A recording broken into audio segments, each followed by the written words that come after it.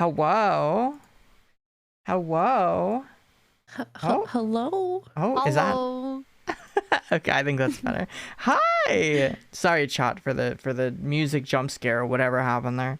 Hi. You did make it just in time. You all made it just in time. But hi, if you're here, because I see so many new people, welcome on in. If you're here from Lilybell's community or Sierena's community, hi, it's so nice to meet you all. It's so nice to see you. I am Marina. I'm a variety VTuber. I do this sex ed and relationship advice stream every single Friday at 9 p.m. Pacific, midnight Eastern. I'm someone who's from the Pacific Coast, but I happen to be traveling and I'm on the East Coast right now. So now I understand when I ask my East Coasters to join me, and it's like, oh gosh, it's already midnight. It's so late. At least it's a Friday. Yeah, at least it's a Friday night. Tomorrow. Yeah. That's it's Party hours. usually for the most part that's a good thing. Woo, woo. But yeah, hi everyone. I have Lilybell and Sierra, right? I'm saying that correctly. Yes. Perfect. Okay. Yeah, I'm so excited. I've wanted to Me do something too. with both of y'all. Lily, I've known you for a while. And A long Cece, ass fucking time. yeah, I was gonna say, Cece, it hasn't been too long that I met you, because you're like you just debuted fairly Yeah, recently, right? Within the last Yes. couple Oh, months. congratulations. Thank you. Thank you. Yeah, beautiful model. Thank you so much. Love it, love That's so it. sweet. Yeah. But Love to see yeah. the jiggle physics. I have Oh, lack yeah, thereof, yeah. so it's always nice to see others have them. Living vicariously through me, I understand.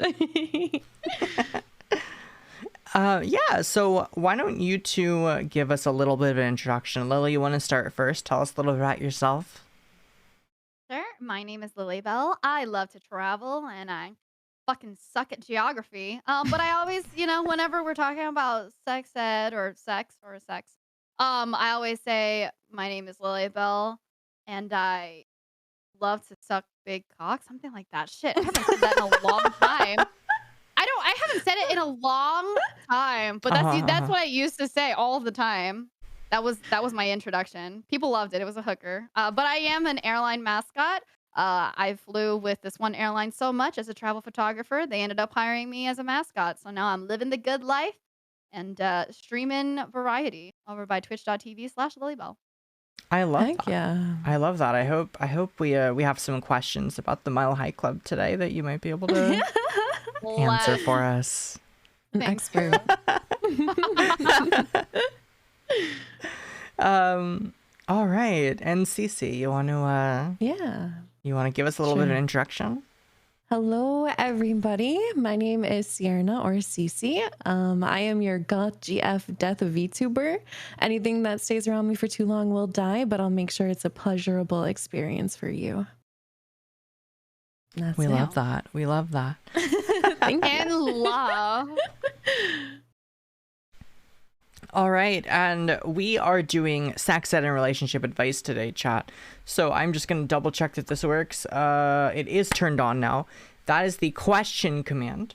You can use that to ask us anything you'd like to have answered. So the kind of questions we take are related to sex ed. If you have a question, something you've always wanted to know that you've never, you've never asked before, or just, something you thought of recently, you can be usually more specific is the better way to go. Or if maybe you or a friend or whatever it might be is in a interesting situation relationship wise and you would like our advice, that's also another big group of questions that we get every week. But yeah, if you use that link, you can ask us questions, and I have everything up in front of me.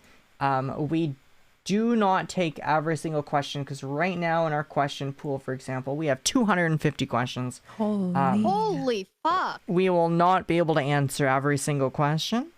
Speedrun? But No, I'm just kidding. we will get to as many as we can. And we do not go in order. I do kind of jump back and forth and screen between newer questions that are coming in and questions that were asked maybe like earlier in the day or earlier in the week. Yeah. So don't worry if you asked your question earlier, it might get answered. And if you ask your question tonight during the show, it also may get answered. So don't be shy about asking those questions. Yeah. All questions are anonymous. They can remain anonymous.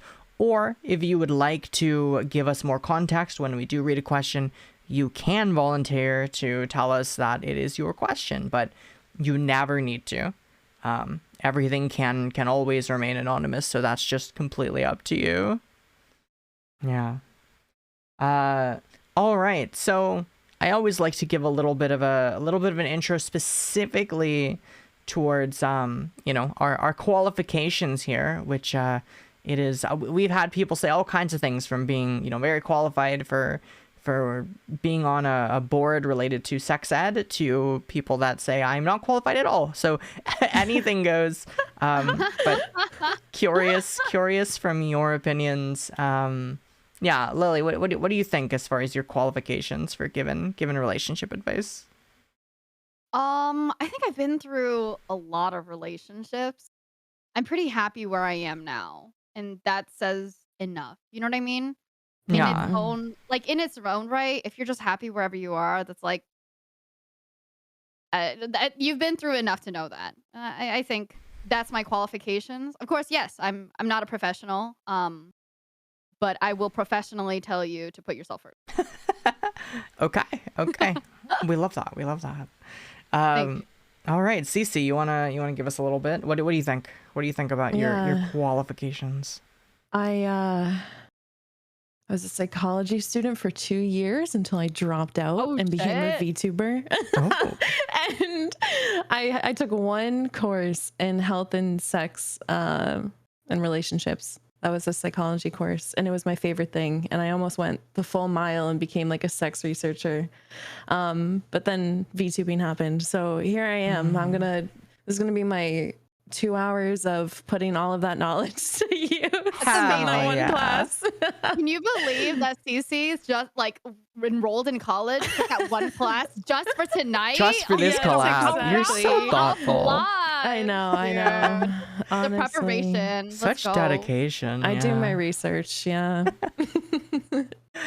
I am excited. It doesn't matter what someone's experience is, or where they come from, whether they consider themselves vanilla or kinky or whatever.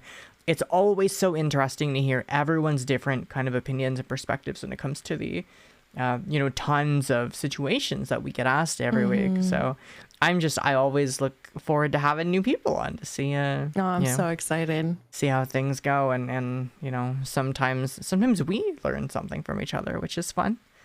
Yeah. Heck yeah. I'm looking forward to it. Yeah.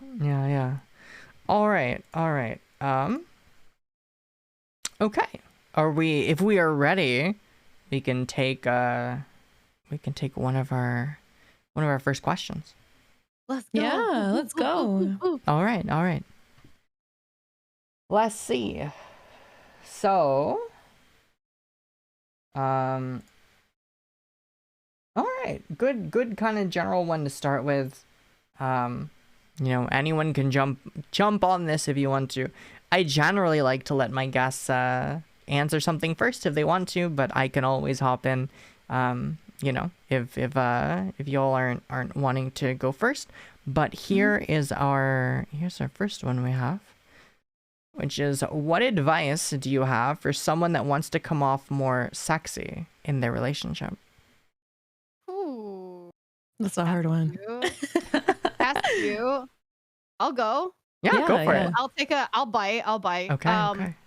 If you want to come off more sexy, let's say my experience with that is start more. And when I say that, I don't naturally mean just start more hey, let's have sex conversations or whatever kind of stuff. But it's always notice the person throughout the day, compliment them, kind of tell them damn, you're looking so nice right now. And I'm I am so attracted to you. Even small things like that, I feel like it makes a big difference overall at the end. And then also, yeah, I would say maybe if you want to start more. You know what I mean? Yeah. I think the biggest thing for me is being confident in yourself, because if I'm not feeling confident, then I cannot initiate anything. But if I think I'm sexy as hell that day, I'm like, oh yeah, let's get it on. Let's do this Is thing. down. Yeah. The Pornhub music starts playing. I love that. I love that. Yeah, no, I like exactly what you just said, but what both of you said. But confidence, that was the number one thing that I'm thinking too, is Yeah. like, if you want to be sexy, I think the most attractive thing in a person is confidence. And yeah, that doesn't mean that you can't, like, you know, be honest with your partner on days where you're not feeling great or whatever, but in Yeah. general, I think what's important is making an effort towards confidence. So if you're someone who's sitting there and you're like, well, you know, you might say confidence, and that sounds, it's easier said than done, because I have, you know, body dysmorphia, or I have gender dysphoria, or whatever it might be that keeps you from feeling sexy.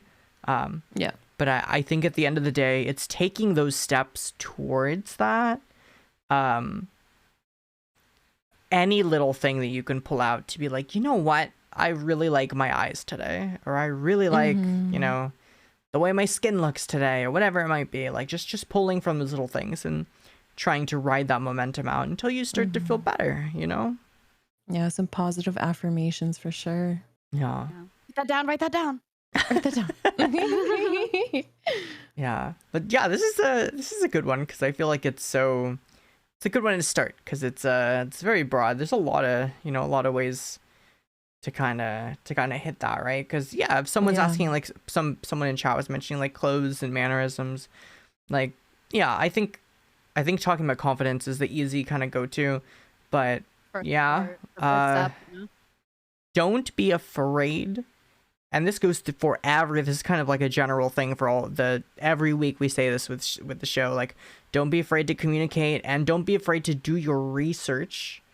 So if you're like, how do I be sexy?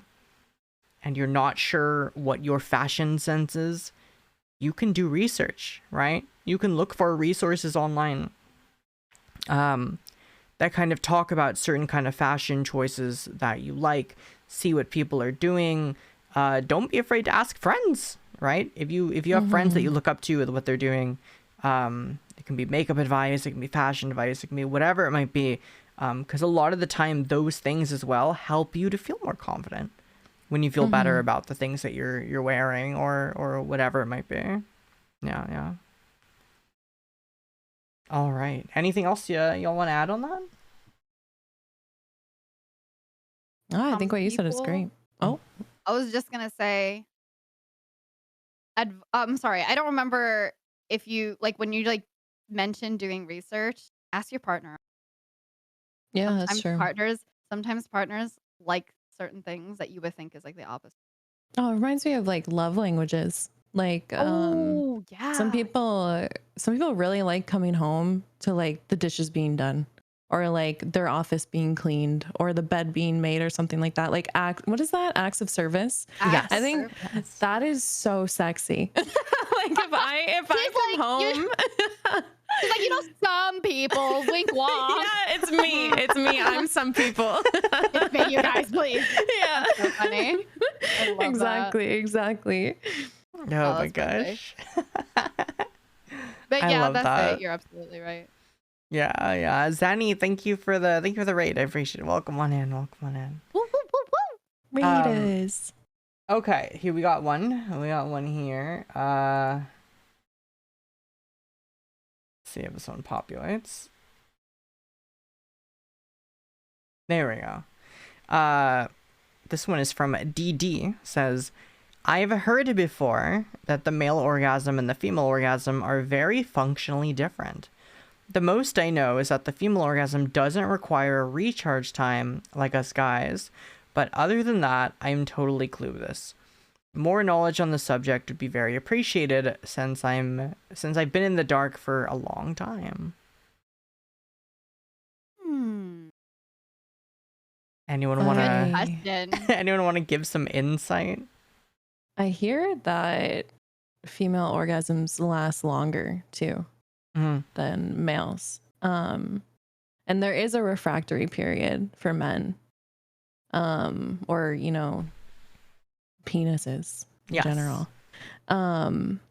But honestly, the thing about,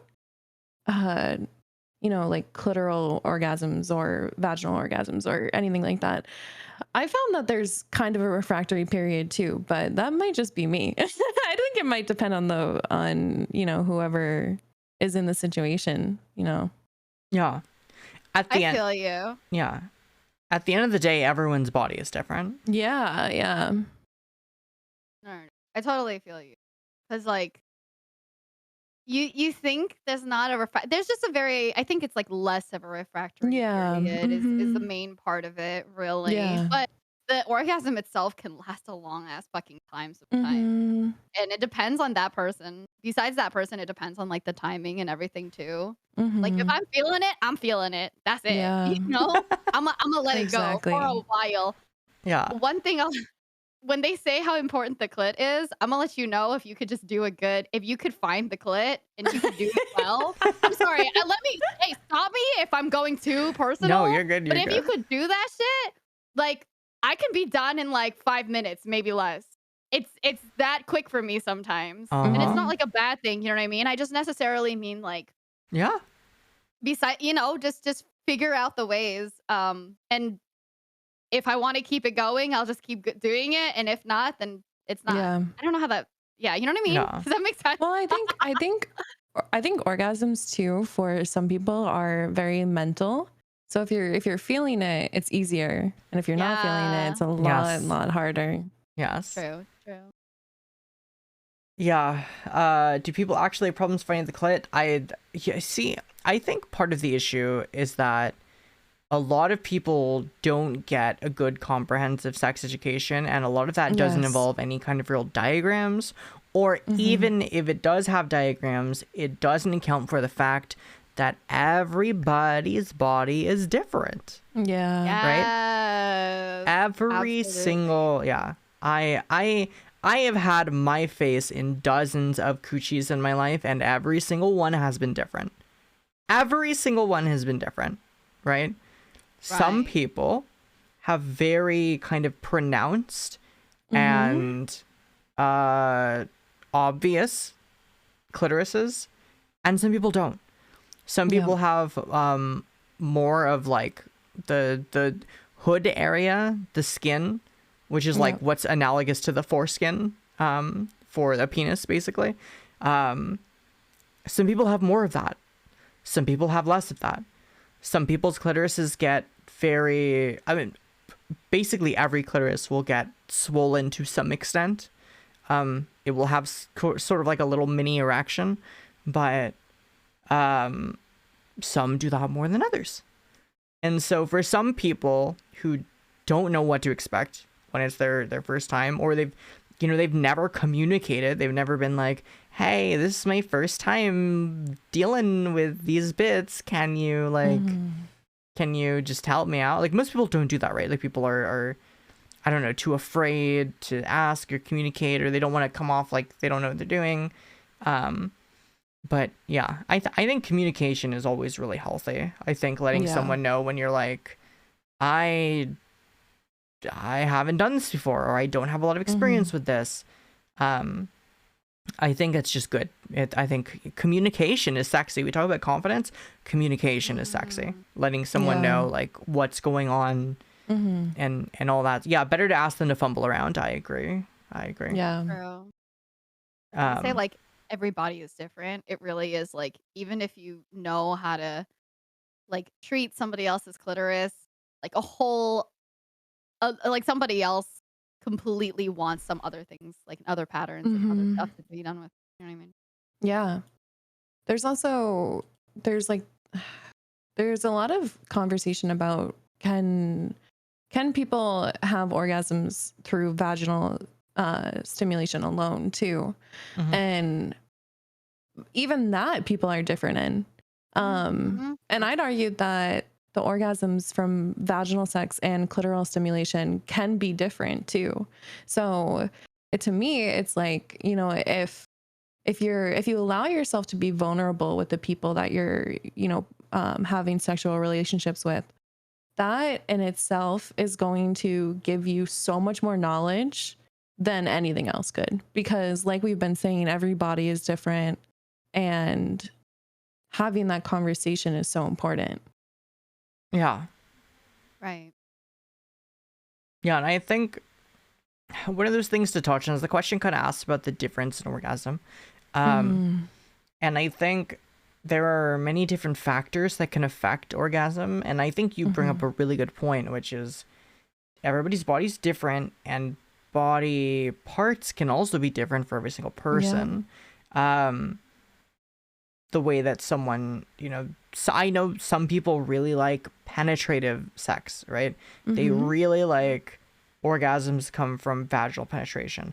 And some people don't. Some people really like orgasms that come from clitoral stimulation.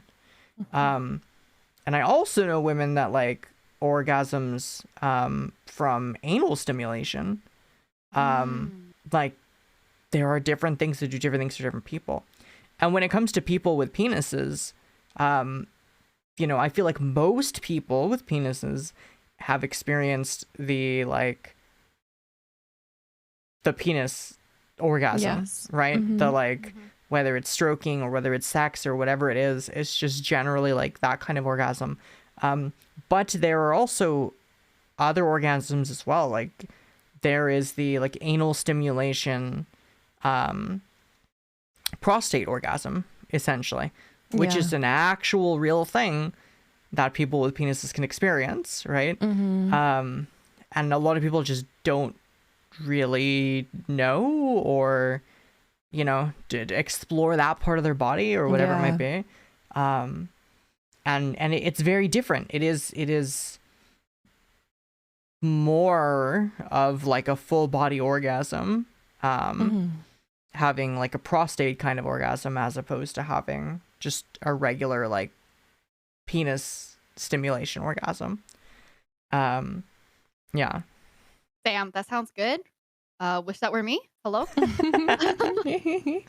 And yeah, another thing is like for people who are trans and go through hormone replacement therapy, it changes their bodies and it changes their orgasms as well.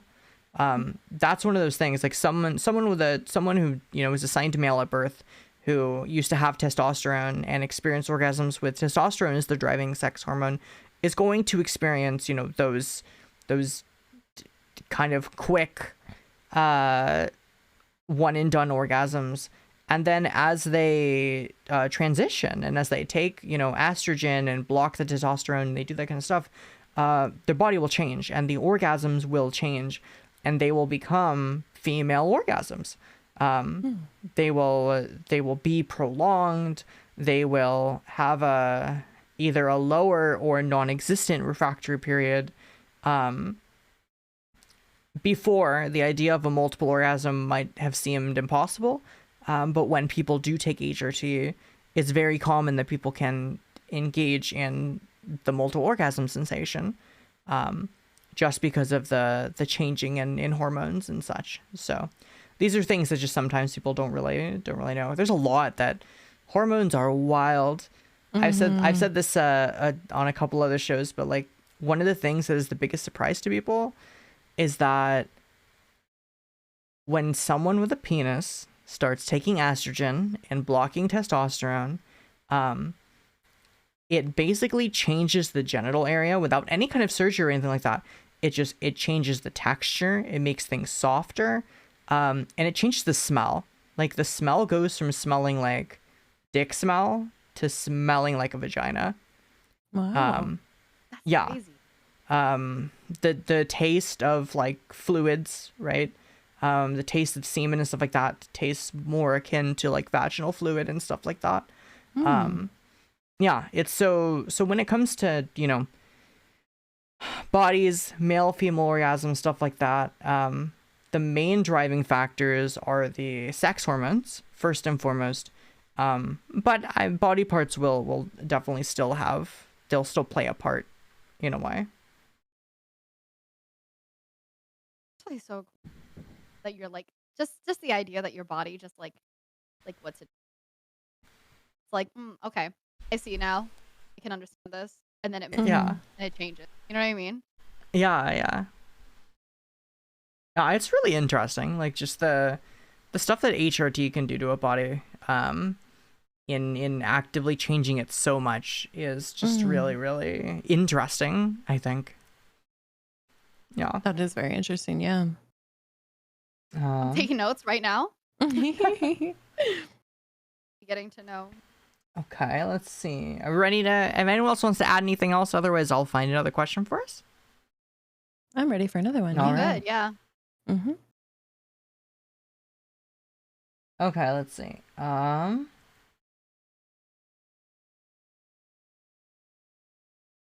okay. Here's a good one. I'm seeing questions that I haven't seen in previous weeks, so I really like that. Yay. All right. So this one says, as a guy who grew up on the toxic masculine side, I fall into the category of being completely silent during intimate times. It doesn't completely ruin the mood, but it definitely does make it so that things aren't as interactive as they could be. Are there any tips or just like general knowledge that could help with problems on this front? Or of this sort? Anyone wanna give some advice there? Very quickly. And Yes. correct me if I'm wrong. It's probably completely different for everyone, but I hear that that's quite common sometimes that people with like penises have a harder time vocalizing and like moaning. Is that have you guys heard of that? Yes. Yeah. So I mean I just wanted to ask that to make sure I was like on the same. I've definitely heard of that. Yeah. Yeah, and I think what it comes from is not as much body part related as much as it comes from socialization. Oh, is it? Yeah, I think a lot of it comes more from socialization because I think that I think people with penises are feeling plenty as far as pleasure and stuff, but I think there is definitely that like yeah, like someone says, not gonna lie, if I moan, I think I sound dumb. Like a lot of people just assume that, you know, moans are feminine, moans are like, you know what I mean? And yeah. Oh no, you go ahead. Yeah, no, just that sort of thing. I think I definitely hear that a lot from socialization. I hear a lot of men say that they, you know, they just don't moan. Like it's just not a thing that they do. They don't make noise. Like I think men just kind of see it as like they have to be stoic, and I don't know. Like if anything, I feel like they think that they're like the grunty sounds or things like that, and it's I don't know from the. I'm actually not sure on your sexualities, but I don't know if you are attracted to men. You know, what is that like? I love penis. Yeah, like what is well, I was going to say that, you know, if it's something that is mental and you're concerned and you're worried about, you know, it sounding weird or off, I think male moans are very attractive. And Oh my god, I love that you said that. yeah. And I think it helps like be more intimate with your partner, and you know, lets us know, you know, if you're having sex with someone, it lets them know that you're enjoying it. And that is very exciting for whoever, you know, is part of that. I know someone in chat said it, and I've heard it before, that it's very like almost natural for them to not make any noise. So I don't know if it's like something that they're just so used to. I think in porn they don't really make a lot of noise either. And the men are always very like detached from the act itself in a lot of straight porn. Yeah, or it's like comedic.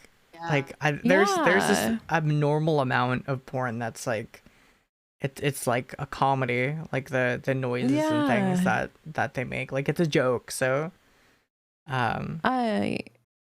and they're not very, as someone just said it in chat, but yeah, they're rarely like the subject too.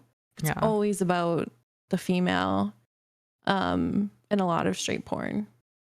Right. Yeah. I think that's like definitely part of it. I also wanted to put my 2 cents in to say I Yes. specifically have gone out to look for like male moans when I'm Yeah, just trying to yeah, have a good time. And there's this yeah. like, one YouTube channel who will literally just do that. Sometimes I would like I mean majority of the time like the porn industry is its whole other thing, right? Yeah. But like there's a lot of great just love watching videos of like people with penises masturbating Oh yeah, and them solo straight mess. up just Yeah, yeah, because then they let it go and let it happen, and it yeah. sounds really, really good, if Mhm. that's even helpful, just to let y'all know. I wonder, I wonder if, you know, there is more moaning when they're solo. Like in general, Yeah. like if men moan more when Yeah. they're solo. I I I personally, which I'm not afraid to say this, but Yeah, I have no right? shame. I have no shame, but I personally can be completely silent when I'm by myself, Mhm. but when I'm Mm. until I finish. But then when I'm with other people, I'm way more expressive verbally. Yeah. Yeah. So I wonder if that's different for any men. Hmm. I feel like it's fairly normal to be more quiet when you're alone. But I Mhm. don't know. I'm sure there's some people who aren't. I think the idea is that like when you're having sex with somebody, any kind of sex, right? No, we're not just talking penetrative sex, but whatever it might be, Yeah. oral sex, whatever it might be. Moans are like a form of conversation. Is really what Yes, they are, mhm. right? And so I think when you view it that way, it's like maybe it makes that a bit easier to understand that what was mentioned earlier. If you make noise, it's part of that conversation, quote unquote, but it's an indicator of like I'm enjoying this, right? Yeah. Which is extremely helpful. You know, for someone who's doing something, particularly like if someone is performing oral on their Yeah. partner and they're like, is this good? Like, you know, if the partner is just silent and they're just sitting there, it's like, yeah, maybe things aren't good. Like, Salty said, let me see, what did Salty say? My partner doesn't moan. I might think that the sex isn't good. Yeah, like it's that indicator that, oh, I Yeah, like this. I like this so much that I'm gonna make noise about it. Like, Yeah. that's what it is. Yeah. I've also, in my experience, I've had men moan more when I'm giving head rather than penetrative sex. Yeah. That's And true. that might be like a more intentional communication thing because they're not Pardon as me, I'm so sorry. Oh, no, you're fine. Did you say something, Lily? I didn't hear you. No, I sneezed and I was worried that you guys okay. heard Oh, me. no, you're good. You're totally Okay. fine. We didn't hear Okay, that we're at all. good. Bless you, though. Bless you. Thank you. I'm so sorry. You're totally fine. But yeah, I think that might be like a bit more of like an intentional communication. Or someone said in chat that they don't really feel like they need to moan, if that makes sense.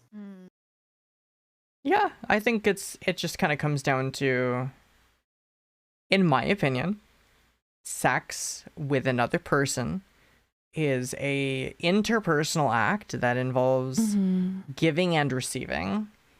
And I think someone moaning or not kind of falls into that giving, right? It's Yes. You're not moaning for yourself, you're moaning for your partner.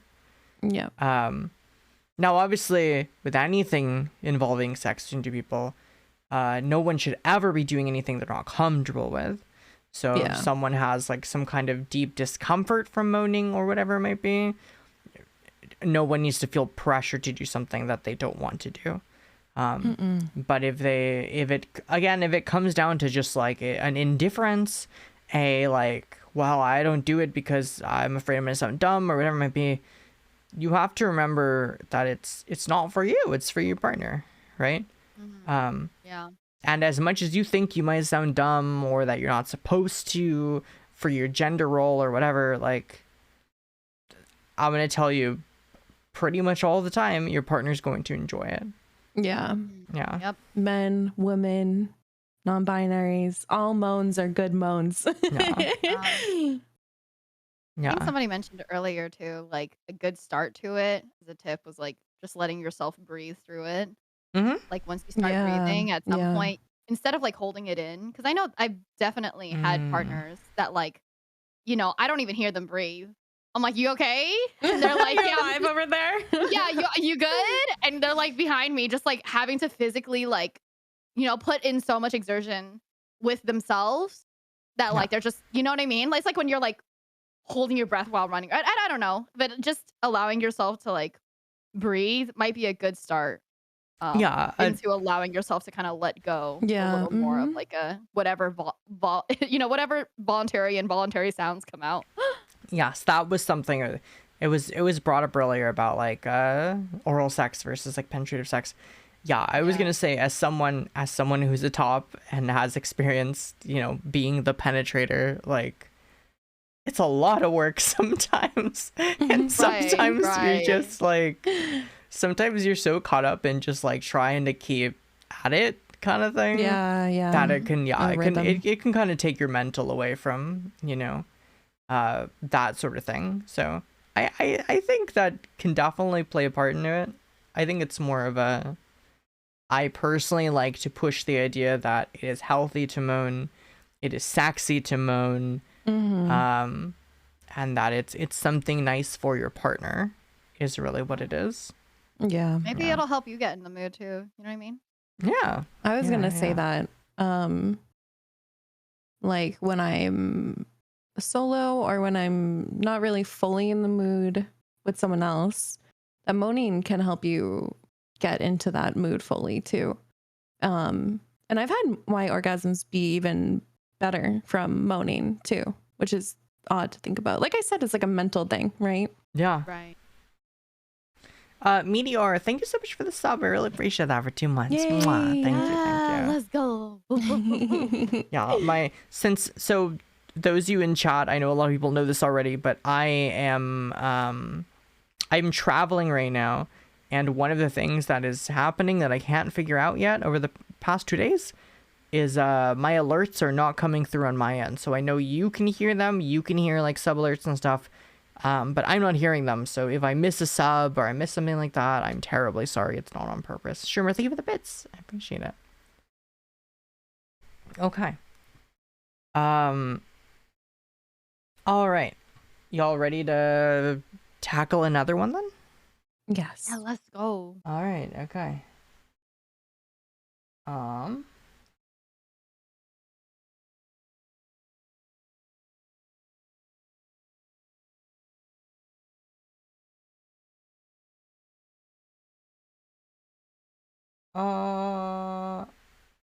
Okay. Here's one. This is this one from just 17 minutes ago. So this person's probably still here. Hey, yo. Take notes. Get your notebook out. Pen and paper. Can I see it? Can you show? There we go. Okay. All right. It says, it's like lagged out, so it keeps like swapping back and forth. But I'll start reading it. As I've recently started my MTF transition, that's male to female, I have for the first time in my life started feeling the avid desire for a relationship. However, because I'm early in transition, generally rather not pleasant to look at, I'm sure that's just dysmorphia that we all got. I can't in good conscience feel like I'm entitled to ask for a woman to like me in that way. How do I square away these feelings until I'm further in my transition? Anyone want to give some advice on any perspective of that? I know that sometimes when someone asks a question that's about like asexuality or being trans, sometimes my guests are like, well, I don't have that perspective. So just feel free to give any kind of insight from an outsider's perspective or anything like that if you would like to. Yeah, if anyone wants to comment. Otherwise, I'm happy to start this off too. I want to say the part and generally rather not pleasant to look at. I'm sure you're amazing, and all of us are our own biggest critics, especially when it comes to our body and our looks. Um,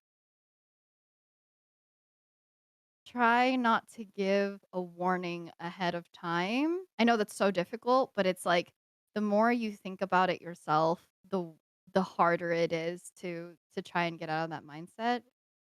I'm still working on it. You know, it's never easy, but the more that you say it yourself, the more that like even we who don't know you and probably will automatically think you look amazing, just have to naturally accept that. I don't want to accept. That makes sense. Is that helpful at all? Yeah. That makes Yeah, sense. yeah. I Um, also think, oh, are you? nope, you're good. Okay. I was just gonna say, I also think that like, entitled to ask for a woman to like me in that way. I think like if you meet someone and they like you and you like them back, you shouldn't hold yourself back from exploring that. If you feel that you're ready in some capacity, and you like that person, I think that, like Lily said, you're probably looking at yourself way harsher than anyone else would. And I think a lot of people, that mentality keeps us back so much from so many good things in life. And I promise you that you deserve good things in life. That's from Yes. entitlement. You know what I mean? It's like you deserve it. It's Mhm. you're a good person. You want good things. You're working hard towards good things. You Yeah. deserve it. It's not. Yeah. Yeah, exactly. Yeah, it's not that you're entitled for people to like you. It's that people will like you, Yeah, right? exactly. Yeah, people will like you, and when people like you, you just have to let them like you. Like everyone, no matter how far along you are in your transition as a trans person, I will say, like generally, like dysphoria doesn't just go away. It just kind of gets, what do you call it? Like mitigated. It's better. Yeah, it gets better. Like you become more confident Easier. and okay with yourself. But I still have plenty of dysphoria, and even in flying out here and meeting my partner, like there have been tons of times where mentally I just feel like, oh, I'm not deserving of this or whatever it might be, and it's something that I have to remind myself, like, get out of the headspace, right? Yeah. Even if I look at myself like on a day where I don't particularly feel sexy or whatever it might be, my partner likes me. My partner likes me for me, and I have to accept that. And that's the same advice I'd give you, is that it doesn't matter where you are in your transition, things will continue. And I think if you want to try to get to know people and reach out to people now, you can. There's no reason that you have to like square away these feelings, Yeah. right?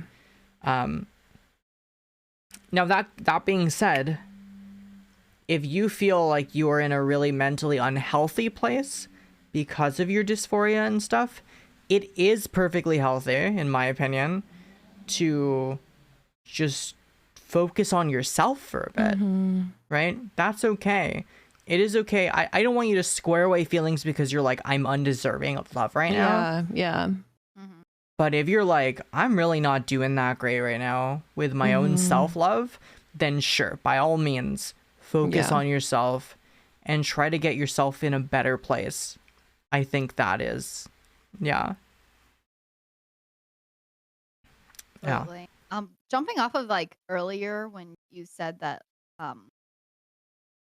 being like having gone visited and being traveling, like sometimes you thought to yourself, like, oh man, do I deserve this kind of stuff? I actually spoke about this with his partner before, and I heard about this talk.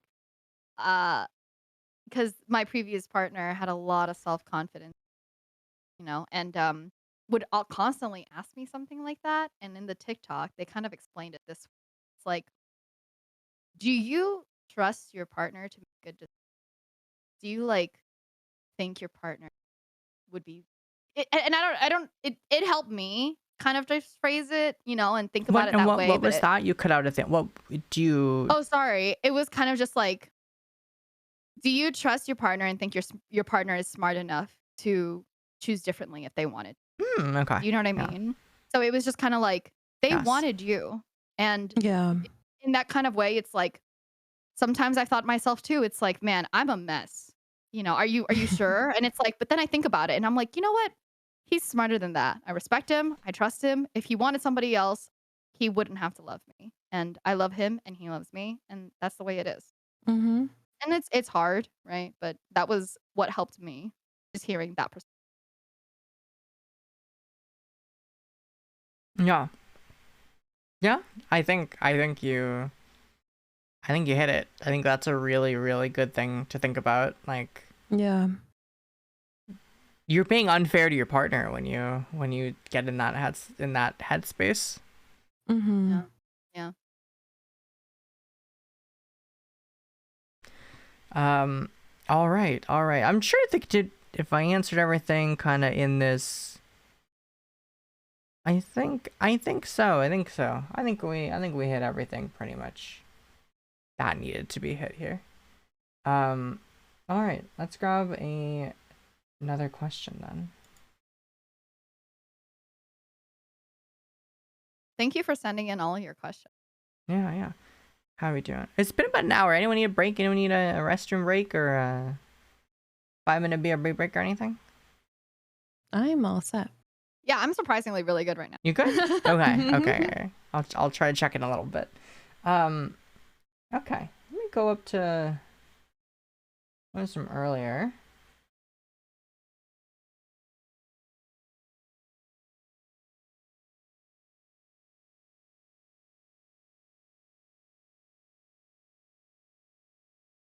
All right.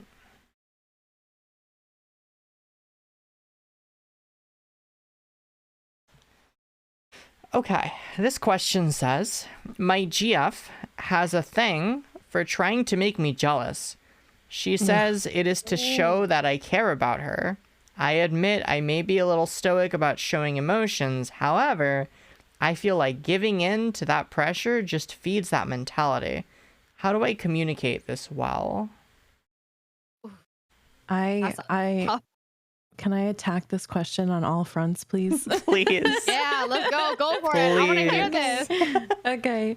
So, first of all, you're completely right. Giving into that pressure feeds that mentality. It's a positive reinforcement. Like if someone is doing anything like this to get attention, whatever the kind of attention that is, and you give that attention, that's telling them this is working, keep doing it. I don't think personally, this is I'm gonna get a little heated. Go for it. I want to hear this. Personally, Support. personally, I think that there's not a lot of talk about women being abusive in relationships, especially emotionally abusive, especially physically even, but like the emotional abuse is very subtle and very manipulative. And because it's so subtle and so manipulative, it can be hard to see as abuse. Some people even think it's like a personality trait. Oh, my girlfriend does this. Haha. Like they dismiss it and laugh it off. I'm telling you, please look up what healthy relationships look like for all genders and include everything, because there's so much that people get by doing just because no one talks about it, because it's not the focus of the conversation when you're growing up. The other thing is that you know, I'm sure you show your girlfriend you care about her in many ways. I don't think your girlfriend would ever stop trying to make you jealous, because that's her thing. It's not a relationship thing. It's not anything that you could be doing more or could be doing less. I genuinely think that that is her own insecurities that she's trying to make herself feel better. And it's just getting you in the middle of it, unfortunately. Yeah. Period. There's like a couple of girls I know who always like, they were just not right. You know what I mean? And they would be like, oh, you know, I'm just a bitch. And like be really proud of Yes. it. Be really Yes. proud of it. And I'm like, listen, I know you think it's funny, but you actually are not a, Good and you need to person. stop. Yeah. You know what I mean? You actually are a bad person, bro. I definitely agree with you in the whole fact that like not enough people talk about how toxic relationship and abusive relationships aren't just whatever you see and think of like yes, you know, male presenting people do get it's definitely Lily, sorry to cut you off, but your mic is go ahead. cutting you out very Oh, I'm much. so sorry. So we I'm can't so really hear what you're sorry. saying. No, you're fine. I just want to be able to I hear was just you. thank you so much. I was saying Yeah. like every single time I'm like, but anyways, I was just saying male presented people definitely get abused, you know? Yeah. Yes. So Yes. it's I definitely agree with that. If I were to give you the thought, something just very simple, and I know it's definitely difficult to communicate, but just say like once, this makes me feel uncomfortable, and see what they say. Yes. You know, Yes. this makes me feel uncomfortable. See what they say. If they say, oh, well, I like it, there's a whole other conversation you might want to talk about. That's, you know, like the Mm-hmm. question of like, why did I ask, you know, tell you kind of something like that, and you were okay with that as long as it served you. Do you know what I mean? Yeah. Mm-hmm. I agree. I think you two. I think you two have answered this beautifully. I think yeah, there's definitely abuse going on here, and it's hard for someone to see that sometimes, right? Yeah. It's Mm-hmm. just that, Right, oh right. yeah, you know, my girlfriend has a thing for trying to make me jealous. Like it's kind of annoying or kind of bums me Yeah. out. Like Yeah. no, it's called that's unacceptable. Like Yeah. that's not healthy. Something's going on there, and you don't deserve that because Mm-hmm. And yeah, it's just I, sorry, please go for it. oh no, I was just gonna say, I think what Lily said about, you know, being like, this makes me very uncomfortable, and putting your foot down there and seeing what happens after that, that's how you should go forward. Because if it's, you know, if it's, you're saying this makes me super uncomfortable, and they continue to do it, then that's when you know that that's a them thing, and they're just like that. It's not about compromise anymore. It's not about you and them. It's about your girlfriend having their own thing they need to work out, and you Yeah, probably should end it, is what I would say. right. Because some people are just into it and their partners are okay. But, you know, the main point is whether or not you're okay with it. It seems like you Mm-hmm. aren't. Make sure they know that. And if it's like you're giving them signs that you are not okay with it and they're still doing that, that's a whole other conversation that, Yeah, you know, we might exactly. not want to talk about.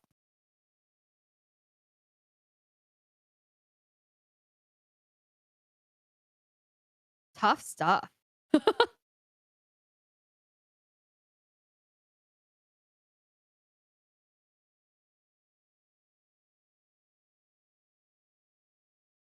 Were you unmuted? Oh my God. Yeah. I was like, wait, Okay, can you okay. guys hear me? I was so scared. Okay. Okay.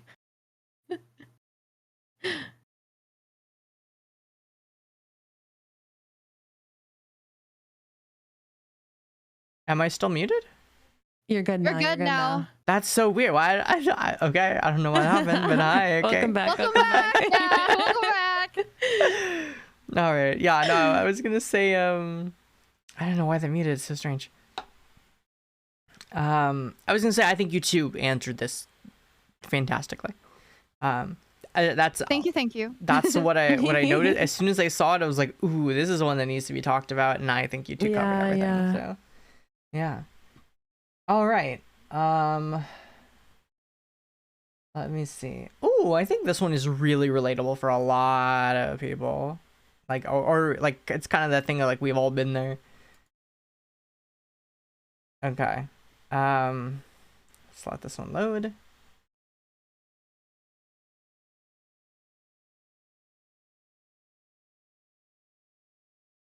There we go. I was part of a long-term relationship that ended up falling apart.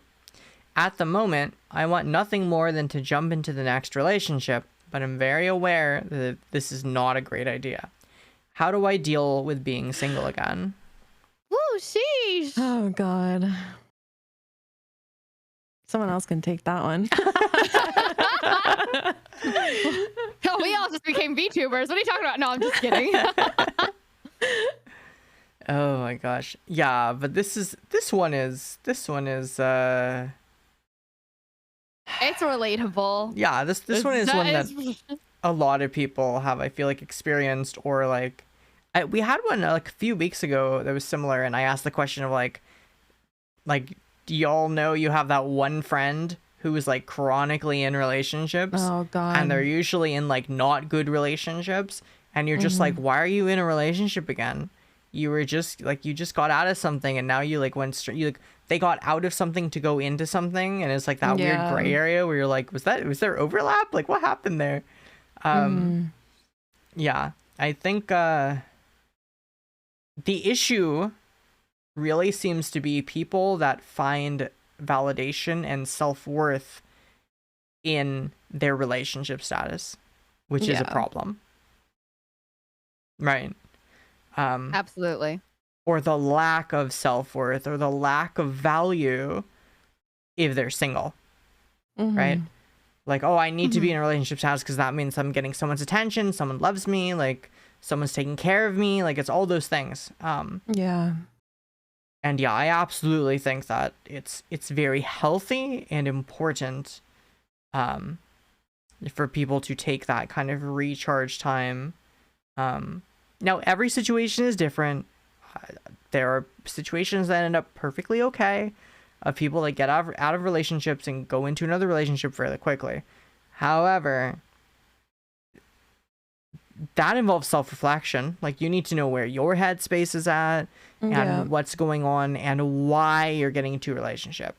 I think this person outlined very clearly they want nothing more than to jump into the next relationship. Yeah. Kind of like, I just want to be in a relationship again. I want something to take my mind off of this. And that's obviously not why you want to get into a relationship. You want to get in a relationship because you like somebody, not because you feel like you need to be in one. I mean, I think my experience was rebounding without the relationship part, and that also doesn't feel good. So I think having alone time with yourself, it's hard to be alone because you know it's just you. I mean, you might have friends and stuff, but like being alone is, depending on how you think about life in the world, being alone can be very scary. And I think learning how to comfort yourself and to how to remain strong facing like all of life's challenges by yourself is a great skill to have, because at the end of the day, you want to be relying on yourself, you know, in a healthy amount, and friends too, and all of that stuff. But I think a lot of people get into relationships so they don't have to be alone. And that in itself, I think, is going to lead you to a lot of problems. Like, you know, for example, wanting nothing more to jump to the next relationship because you don't want to be alone. But the anxiety that comes with that, you don't want that to happen every time you have a breakup. And I think that, you know, in case your next relationship or any relationship ends and you end up alone again, I think just the thought of knowing how to deal with that makes you figuring it out now worth it. So that if it ever happens again, you don't have to deal with such a magnitude of anxiety and feeling rushed to get into another relationship like you are now. I have a cousin who is chronically in a relationship. She's like a like what you think is a fun cousin, right? Just because she's always chill and she's always drinking, hanging out. You watch her like Instagram and she's like just raves and like Yeah. I don't know. This girl, it seems like this bitch never works. You know what I mean? And every single time I speak with her, she is trying to convince me she likes this person, but that she is not dating them. Oh God. Because at this point, you know, every single time she says she's dating someone, it goes sideways. Yeah. Yeah. And I promise you, she is not happy. You know what I mean? Yeah, Like it's like she's definitely tired, and she said it herself, where it's like, I just don't have good luck. And I'm like, honey, it's not that you don't have good luck. It's because you can't be alone, and you're not doing it. Yeah. Honestly, if I were to give you a basic tip, if you've ever wanted to learn to do something, if you ever thought something was really cool and you were like, man, maybe I should take a look into that. You know, like if you ever thought photography, for instance, you were like, man, these pictures are so cool. Suddenly get a book about photography. Like go look up some like YouTube videos. Just get really into learning about something. Yeah. In a like pick yeah, exactly. Like in a way, it's like pick up hobbies, learn something. You start learning more about yourself. You start doing something that you might actually be enjoying. And even if you don't do that, let's say you move on to the next hobby or whatever the next thing is that you were interested in. It keeps you busy. It keeps you doing things for yourself, and it takes you through a time. Yeah. Yeah. Yeah. I actually there's another my mom's like friend's son. I remember like seeing him after like a year, and he got really, really swole. And I was like, oh my God. And I was like trying to lose weight and everything. Yeah, I was trying to lose weight. And I was like, oh my God, tell me what's your secret? The first thing he said, I went through a breakup. And I was like, oh my God. I'm currently single and that's not happening, but good for you, bro.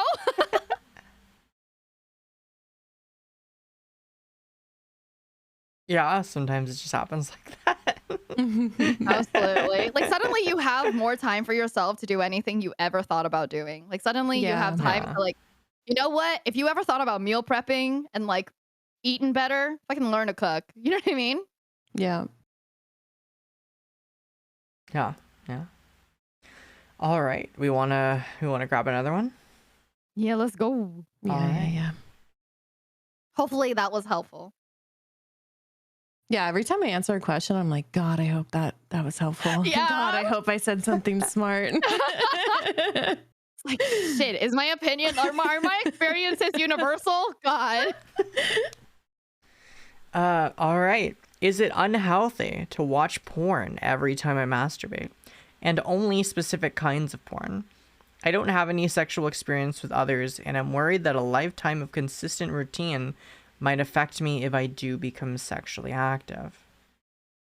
Ooh, sheesh. What do y'all think? I've had people who have been addicted to porn, and it does affect their sexual like intercourse. It affected how they were with me. And it took them to realize that, to fix that. And once they did, their libido and their experience while in bed improved. However, where's the line for porn addiction versus just, watching porn in general? I have no idea. Right. I watch porn every time I masturbate, and I have a type. I like specific kinds of porn. So I mean, I don't know.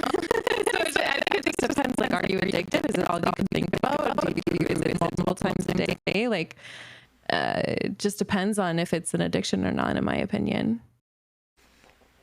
Yeah, I definitely agree. Sorry, go ahead, Marina. I was just gonna say, yeah, I think part of it comes down to a dependency, and you can build a dependency, right? Like if you're getting into feet porn, and every time you get off, like, you need to be looking at feet or something involving feet or whatever it might be, right? And I'm just grabbing something as an example.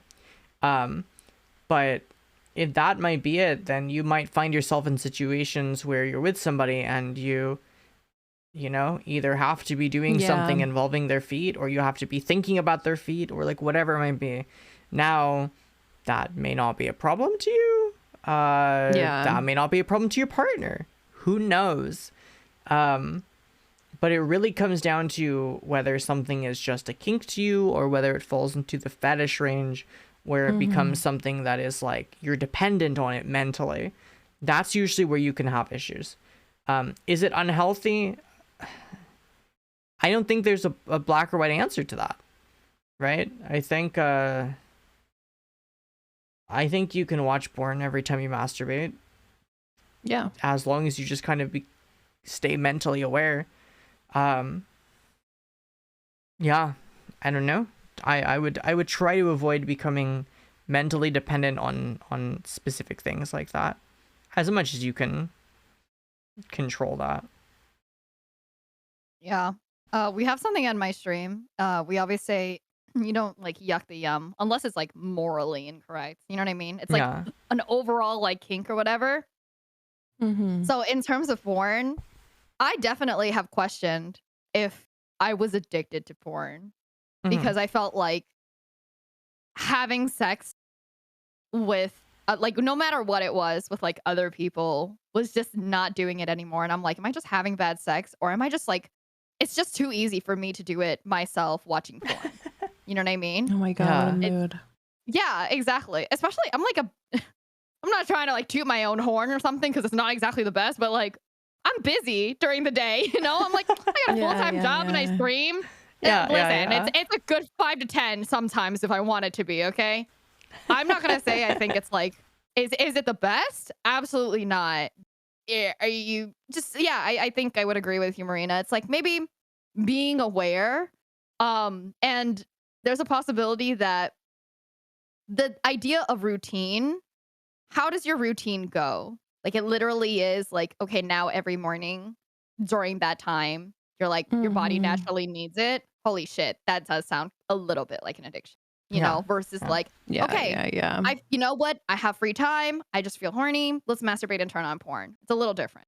Yeah. Like if the porn is calling to you versus you just using it. The porn is calling. I'm dead serious. You know what I'm saying? Yeah. It's yeah. So I also think if you're doing it like when you're sad or when you're, you know, not feeling well or anything like that, that could be another alarming thing that you got to think about. Oh, that's pretty crazy because that's the same thing as like I heard that what is it, like alcoholism, that's how like sometimes that starts too. If you like, you know, if you're sad and you start drinking. Yeah. As a distraction or something like that. Yeah, for sure. Exactly, Right. But yeah, no, I know people have asked because we've had the question before of like, how much is too much? And it's like, is it okay if I'm masturbating 3 times a day? And it's like, depends on your lifestyle. Like, yeah. Is it stopping you from being productive? Is it interfering with your day-to-day life? At that point, that's when it crosses into addiction, right? Yeah. Right. Yeah. Also, if you have the ability to masturbate 3 times a day, call me. It's a joke. It's a joke. Call me. I'm just kidding. I mean, hey. Right? I'm gonna go under the bar for a second, and it's to order Taco Bell. I really like Taco Bell. Hey, drop the Taco Bell order though. I'm just gonna get a chicken quesadilla. Oh, nice. One really badly. Okay, fire. So I'm ordering it. Absolutely approved. I love that. Thank you. Not a Crunchwrap Supreme. Honestly, those are so good. The breakfast ones are even better. Oh, they're like unexpectedly really good, actually. Yeah. I feel that. I always get like the Crunchwrap Supreme, 3 crunchy tacos, and then I buy a chicken quesadilla for the morning. Oh my God. Oh yeah. Okay, when it comes to sorry, I'm like jumbling my words because I just had a thought of what you said. So cute. Yes. Okay. Taco Bell. One of my complaints about Taco Bell is when I don't really order food as much anymore, but I used to order a lot of delivery, and I would order like extra meals for leftovers, and Taco Bell was one of those places where I was just like, ugh, you can't really do leftovers to Taco Bell. But the one thing I found to be like pretty good was the quesadilla. Like you can, and you said quesadilla for the morning. Yes. And that's what I thought. Like you throw quesadilla in like the toaster oven or an air fryer or something, and it's great. It's fantastic. It's true. It's absolutely true. I think it's because that bitch is soft. Like when they give it to you, it's soft already. You know. Yeah. Yeah. But no, I just got excited because I thought about that. Like, oh, that was the one thing I figured out at Taco Bell that I would have for. It's true, bro. It's fire. Oh, when you throw it in the air fryer, that's a good one, chat. Yeah. When you throw it in the air fryer and it crisps just nicely on the outside. Oh, that sounds so good. I just got an air fryer for Christmas. Oh, congratulations. Nice. The air fryer gang now. Let's go. Nice. You're about to eat good. Yeah. Someone asked, is more than 3 times too much or a lot? Again, it depends on your lifestyle, depends on what you're doing, right? Like if you're doing fine, if you're making a living, however you manage your day, and you're finding time to masturbate 4 or 5 times, I mean, get it. Like, go for it, bro. yeah, it's when it comes into the fact that you're like, you know, maybe you have life aspirations that are not being met and productivity that's not being met, because you find yourself being like, oh, you know, I spent 4 hours today masturbating and I didn't do XYZ that I needed to do. All right, I'll do it tomorrow. And then the next day you just spend another 4 hours masturbating. You do that every day, right? Like, then that's potentially an issue. Yeah. DSM guidelines, Yeah, when it starts to impact your daily life. Yeah, that's what I've said before. Like, that's kind of what you have to look at it when it comes to anything. That's you can have addictions to a lot of different things, even things that may not seem like they're quote unquote addicting. It just literally, if it's something that you are doing that's impacting your life, and it feels almost like you can't control it, like you can't help it. You have to, or you need to, or you want to so badly that you can't not do it. Yeah. Yeah. I'm curious, do you ever do the show with male presenting guests? I have not yet. But I will. I have plans. I have plans to have people on. But no, thus far I have not. Honestly, 4-hour masturbation session is kind of impressive, but that holds a whole other issue right there. Well, I didn't even mean like 4 hours at a time. It could be like 4 hours spread throughout the day. Breakfast, lunch, and dinner. Yeah, right. And 4th meal. Dessert too. Let's go. All right. Want to take another one? Yeah. Let's go. Okay. God, 4 to 5 hour edging sessions. That sounds so good, but I know my body could never. I would die. I'd be like, I really just that bitch busting after like 25 minutes, 30. You know? That shit. But I guess it's a little different too, because then in another hour I'd be like, all right, let's go again. All right. Okay. So this question we have says, I'm still a virgin at 20. And terrified that I won't be able to last more than a couple minutes in bed when it finally happens. Is there anything to deal with that? Ooh. I've heard, I'm assuming this person has a penis.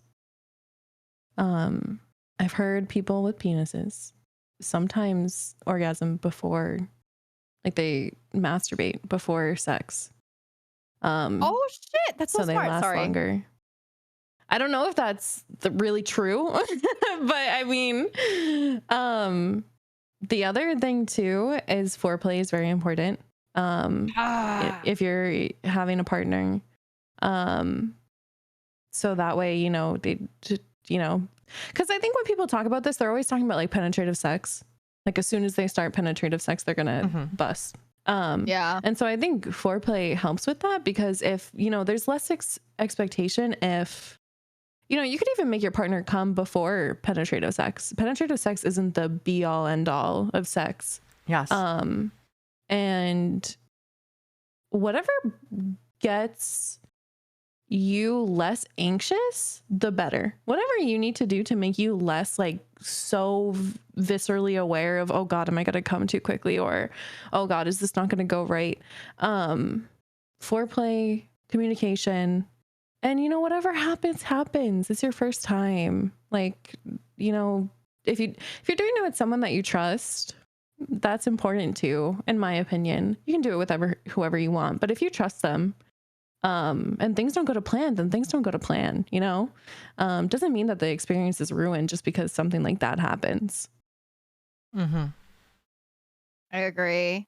I mean, when you say communication, I mean, literally tell them. I mean, for me, if somebody told me, I would hope that somebody, that was feeling that way, that was kind of scared, would tell me. And if somebody told me that shit, and it happened, like, y'all busted in, like, a few minutes, fuck, I would feel so good about myself. I'd be like, this isn't good, huh? It depends on the person. It really does. It really, really does. You don't have to fear just super communication time. I agree, chat. Yeah. No, I agree. I agree completely. Communication's important. I think especially with stuff like that, like you want to let someone know if it's your first time or you don't have a lot of experience. Yeah. I know. Gosh, I was with a girl one time where we hooked up, and then like 2 years later we talk, and she just like, nonchalantly was like, oh yeah, I back when we did it, like that was the first time for me. I was like, wait, what? Huh? I was like, what do you mean? And I was upset because I was like, of course. In my mind it was like, oh, it was just a hookup, but it was like, if I'm taking someone's virginity, like, it's not like the prospect of virginity is whatever. Like, I don't care, and I think it's like a weird social thing, but I just mean the idea that it's your first time that you're experiencing something. Like, I'm gonna make sure that you're like, it's great, super comfy. I felt bad in retrospect. Like, if you would have let me know, and like at least I would have been in the headspace to just be like really aware. Like, not that I'm not always thoughtful, but just, you have that extra level of just care and concern, I feel like, to know that kind of stuff. So, and the person, your partner, will enjoy knowing that kind of situation. So please make sure you know that. Don't feel like you need to pretend to be more experienced than you're not, because that's that's no good. No. I had an ex who had been with more people than me. And so, listening to him, he was like, seemed more experienced than me. And you can kiss however you want to kiss, but when he first kissed me, he like shoved his tongue down my throat, and I was like, no. And so I had him back up, and I literally taught him how I like to be kissed, because maybe some other people like that, I'm not sure, but I knew that wasn't what I was into, and that's all there was. It was just, hey, I'm not into that, let me show you what I like. And he ended up liking that more too. And so I think there's so much fear of like doing something wrong, but if you do something wrong, it just opens a dialogue for most people. And I don't think that's a bad thing. No, I agree. Yep. Talking big. Talking is very big. It was funny. I feel like I actually had I had like the opposite experience recently, where I kissed somebody and they had revealed that they had never really made out before, and instead of being like super tongue, it was like they were almost afraid to, and it was like, you can stick your tongue in my mouth, it's okay. It's all right, you can do it. yeah So I think it's cute. I don't know, I think it's cute when someone is confident enough to tell you, like, I don't have the experience in this thing, and I just want to do a good job, kind of thing. That shit is so cute. What the fuck? It is so cute. That's like, if you say that you're a little bit more inexperienced or a virgin, you're like plus 20% for me. Just letting you know. I will take care of you so well, and we're gonna hang out after. You know what I mean? Yeah, aftercare, yay. Yeah. Aftercare is so important. Oh, and this is like part of the communication part. Toys are your friend. Toys are friends. Do not think that they are enemies. They are friends. Yes. Aftercare. And I think that's one of the things is that different people have different levels of like aftercare needs. And I think this also is like a gender socialized thing, is that I think because of the physical aspect too, for a lot of men, they end up reaching orgasm, and then they hit that intense explosion, and then they're like, okay, it's over. And so I've heard so many stories or instances of people where like a dude busts and then he's like, all right, cool, and like gets up and like walks away kind of thing, and it's like, huh? I think that's something that people definitely need to be aware of, is that even if you feel like it's not part of your physical needs or emotional needs or sexual needs or whatever, when you're doing something with someone else, that is your partner and you need to respect that. And you should always assume that your partner wants aftercare unless explicitly told otherwise. I think that's generally the rule that I would say. Yeah. And some people might be like, what does that even mean? What is aftercare? Communication. Find out what that means for your partner. But generally, it's just kind of being there for your partner, right? Yeah. It's, making sure, even if you come and your partner hasn't, do they want to? See how you can help them out if that's something they want to do. And then sometimes it's cuddling. Sometimes it's just like, sitting next to each other. Could be different things for different people. But it's definitely that communication, though, is extremely important. Yeah. After you mentioned that, it's true. Sometimes not everybody wants to come. It's just the act sometimes. Yeah, that's so true. It was hard to explain that to like previous partners before, that I'm like, no, I don't really want anything else. I just wanted to feel it a little. I'm good. Not that I don't like you. I just kind of wanted to feel it a little. Yeah,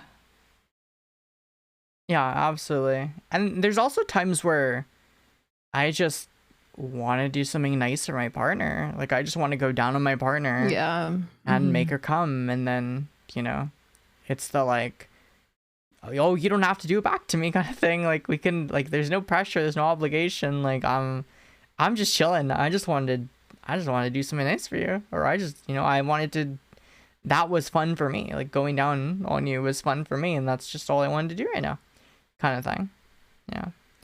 My Taco Bell is here. Yeah, did you? Go get it. I'm gonna go get it. Get it while Go get it. warm. Go get it. I'll be right back. I'll run.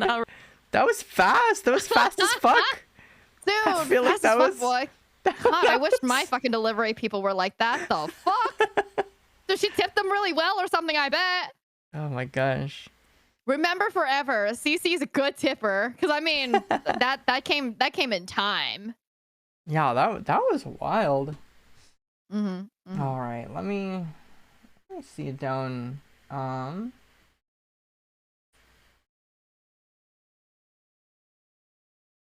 Okay.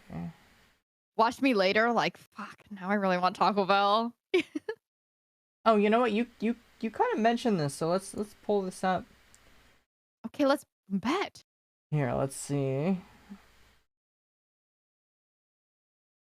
Do you think sex would be better Welcome back. if more men use toys in the bedroom, solo or with a partner?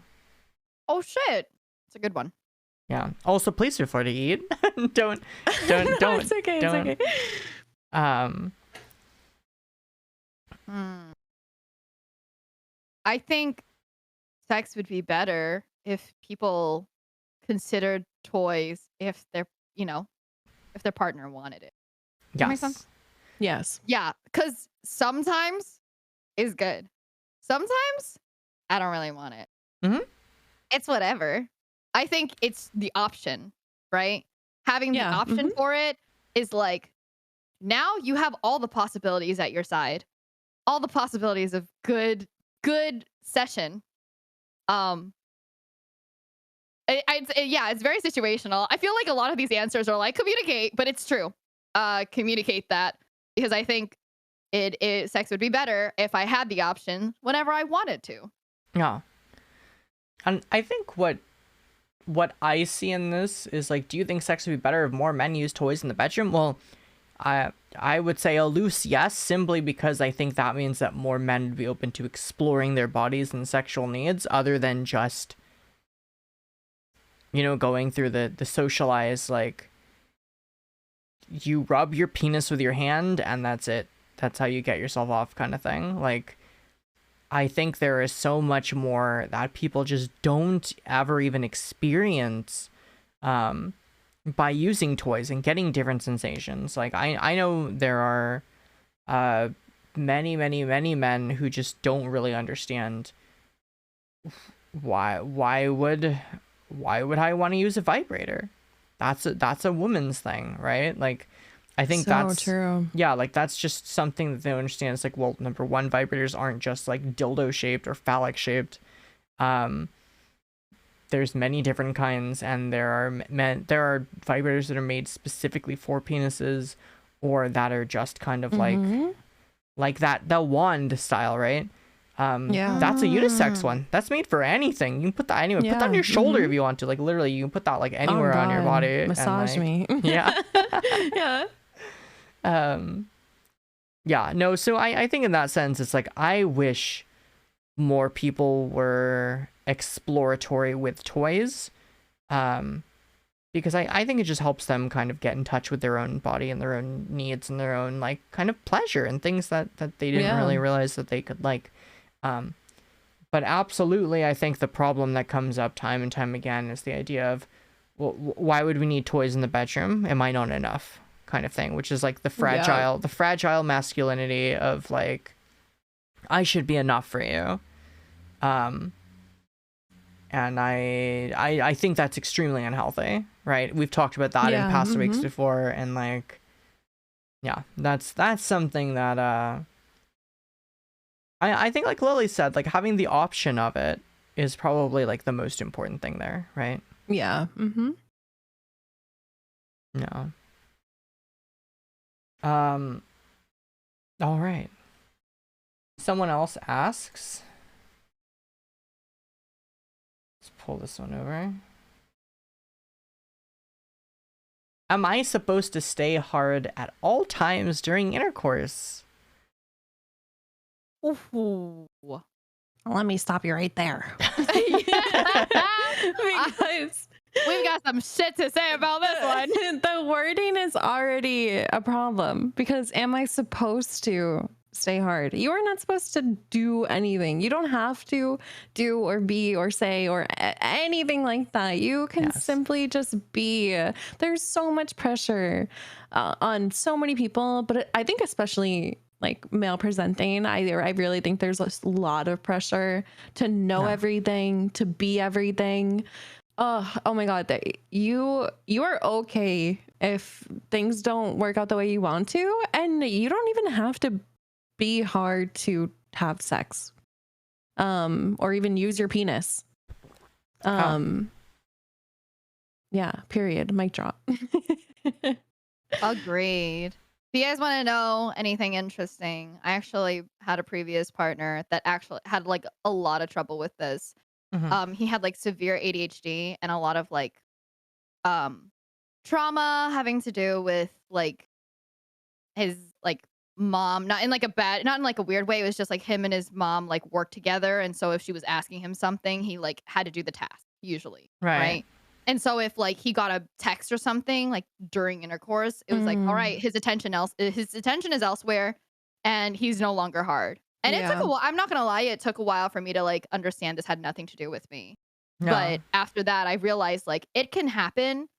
Like, not Oedipus complex. It's not like that. It's just, you know, they work together, and so like they were always really busy, like having to do work.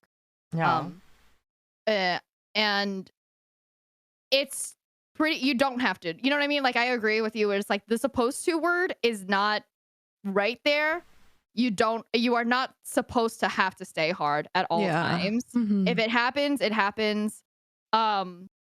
Communication is key. Classic answer. But if it makes you guys feel any more comfortable in understanding this, like me and that partner, you know, like did not break up over that. So it's you know, it happens and they're a great person. It doesn't say anything about you. And they were able to like figure it out and figure out what works for them and everything too, you know, afterwards. And that happens like to women too. Like sometimes I'm just out of nowhere, you know, something hits me and it's like, okay, I'm sorry, I can't anymore. And that's Yeah. okay. Yeah. That's absolutely okay. Yeah, 100%. Stuff like that is totally fluid and kind of comes and goes depending on a lot of different factors. Some can be physiological, some can be mental. True. But yeah, definitely some people just struggle because of whatever other reason, because of physical things they can't control. I mean, the one thing that I will say. So sorry, I was just gonna say it could be like the temperature. Like suddenly it's like too hot, and then you can't. You know, you're like tired. I'm like, that's about right. Yeah. Yeah. Yeah. One thing that I will say is, if someone with a penis is struggling to get or keep an erection, talk to your doctor. Like there is literally medication that is prescribed, right, for people that are struggling with that. Tons of people who end up taking HRT, trans women who end up using their penises. Hormones can do a lot of different things to different people's bodies, but one side effect that's common for people sometimes is having trouble staying hard. So one of the things that is a common remedy is exactly what I said. Talk to your doctor, getting a prescription for something that helps for erections to be maintained. So if it's a physiological thing and it's like, it not so much like, am I supposed to stay hard, but do you want to and you're not? If that's the question, then talk to your doctor. Absolutely. But, you know, like Cece said, absolutely no obligation for you to need to in that respect, right?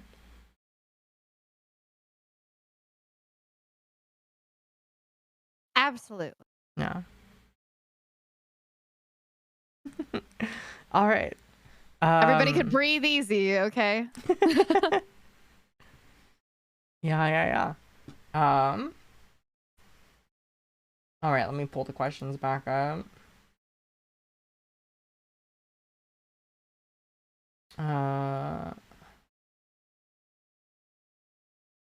Oh, here's an interesting one. I don't think we've ever gotten this before. Oh, someone also said, this isn't a question, but I love your music taste. Thank you. I appreciate that. Nice. I love it. The actual important part here. You're welcome from Marina.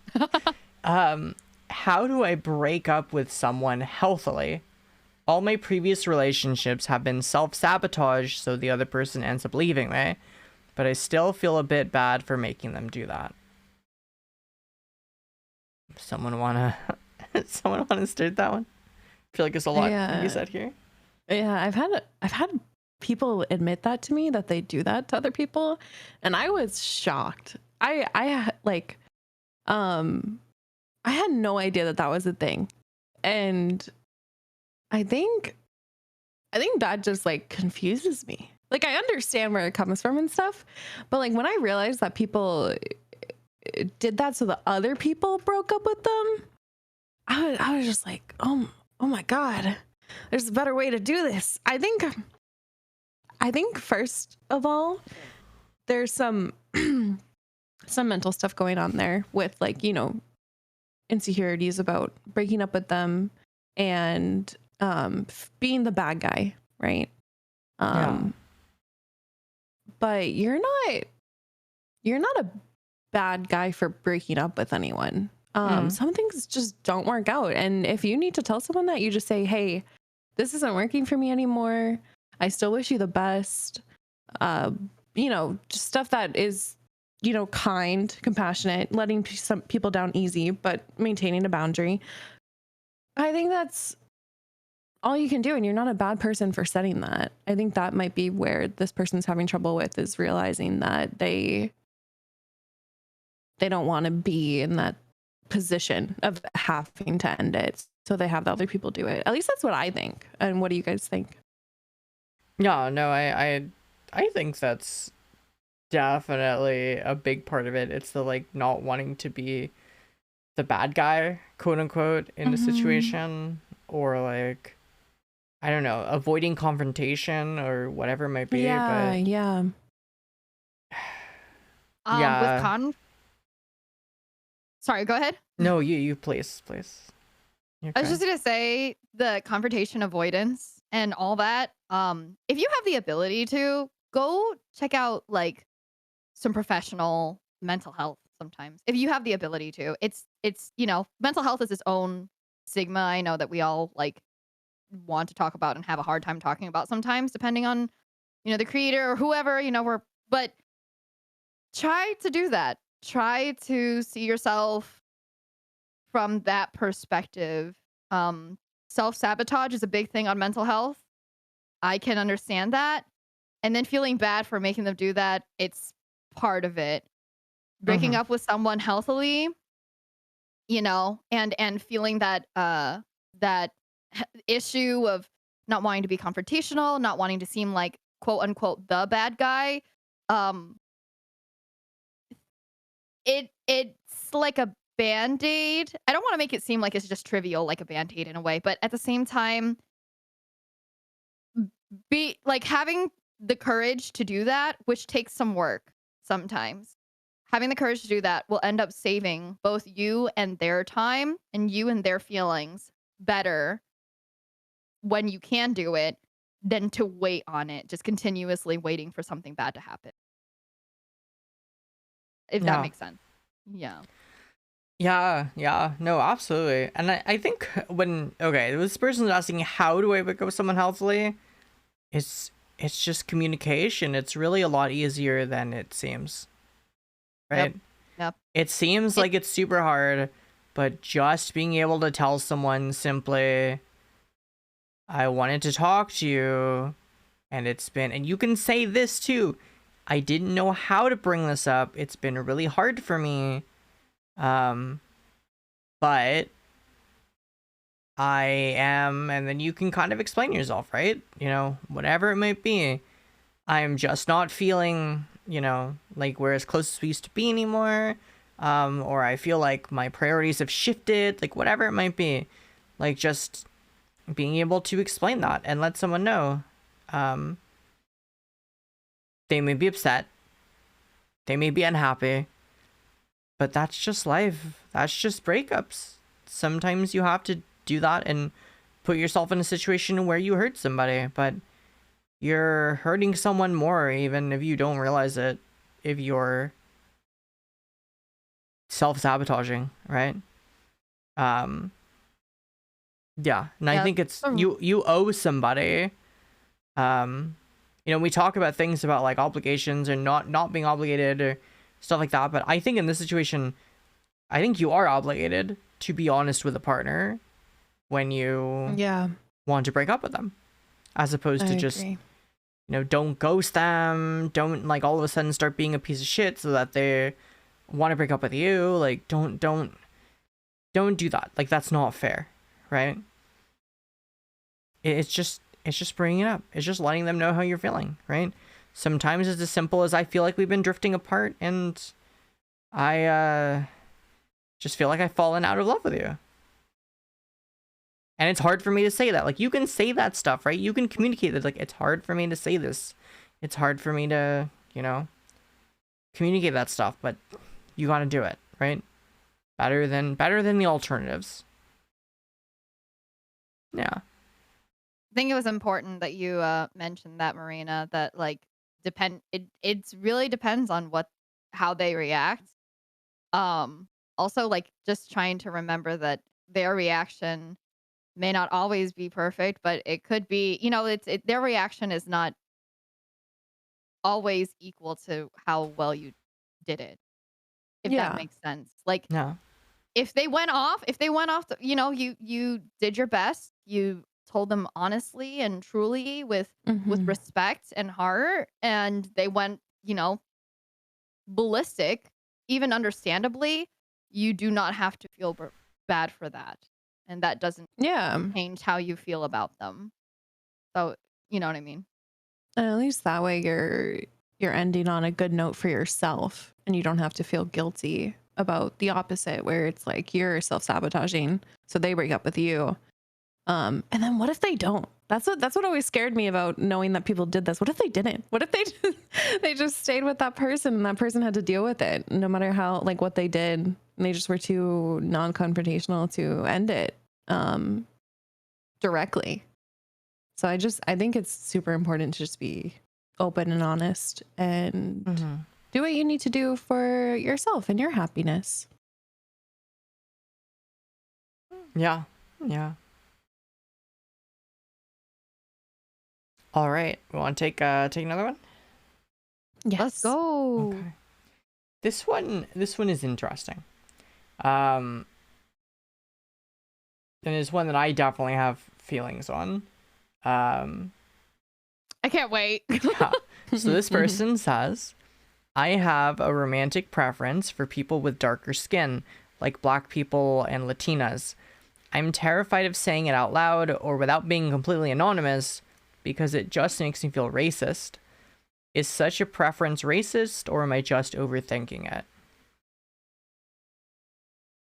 I think there are so many layers here. I want to hear that. Yeah. Go for it. Yeah. I think people have natural attractions to things. People have, attractions to body parts, attractions to body types, attraction to things like skin tone. I think that's just kind of normal that people can have certain attractions and things like that. People can have genital preferences. That's normal. It's fine for people to have things that they find themselves attracted to. Yeah. We've had this discussion before where we've talked about things like people who are attracted to trans people, and the term like chaser getting thrown around, which is like supposed to be a term for someone who is like attracted to trans people just for being trans, but not really being engaged with them as a human being. And I think that's the really similar thing that has to be looked at here in this situation. It's like there's a difference between saying I am attracted to these features and saying I want to have sexual experiences with that person over there because of those features, and that's the only reason why, right? Yeah. And it's the literal objectification of a person and turning them into whatever those traits are, right? Yes. So if it's like, hey, I really like that person because they're Latina and I want to try to hook up with them, but I don't really give a shit about them as a person, yes, that's fucked. Now, Yeah. it doesn't seem like that's what you're saying in this question, but I definitely think that it's something that you need to be mindful of, right? I think people need to be mindful of their intentions and where they are kind of like putting their emphasis on things. Is it just a preference, or is it becoming like a fetish, right? You don't want to fetishize someone because of their skin color, because of their genitals, because of their gender, because of whatever it might be. You don't want to fetishize someone because of aspects of them. You want to always make sure that you are treating someone as a holistic human being. Yeah. And if they happen to have traits that you like, fantastic. I think that's really the way that I look at it. Some people in chat, or at least someone in chat was like, can I say something? Yes, please, by all means. Like, that's what chat's for. Let us know when you have your thoughts and opinions on these questions. Like, feel free to chime in. But yeah, anyone else want to add to that? I think somebody in chat is mentioning, like, in addition to fetishization, it can also work in the negative direction, like stereotypical portrayals of Black women. Mm-hmm. Yeah, I think that's absolutely true. Not just the idea of like skin color, but also it's like, of course, everything here is about intention and like Right.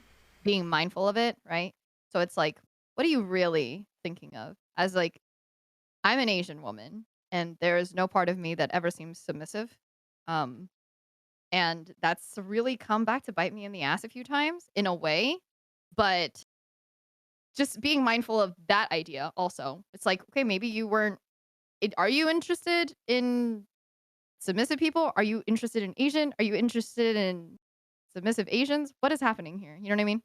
Yeah. Like having a clear understanding of what you're trying to do. Mm-hmm. And you know what? It's specifically also like, yes, the way that you're phrasing this question, it definitely seems like, you're trying to be respectful of it and understanding of like why it may be a sensitive topic to speak about. Um, and I think that the way you're explaining it or quote unquote kind of just saying it out loud, making sure that you're saying it with respect and true understanding behind it, right? Mm-hmm. Yeah.